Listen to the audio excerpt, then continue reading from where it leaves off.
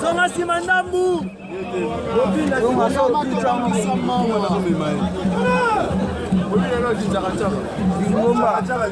Chaka lingomba.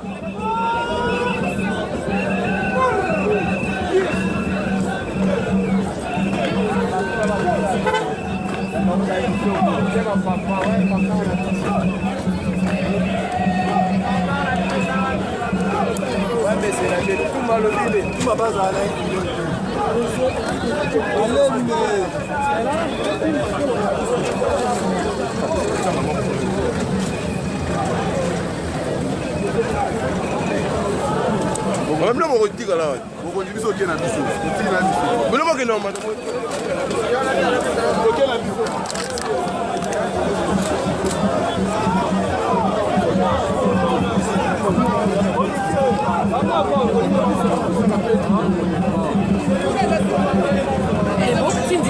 Yo, c'est le métier. On va se rendre à l'élection, peut-être.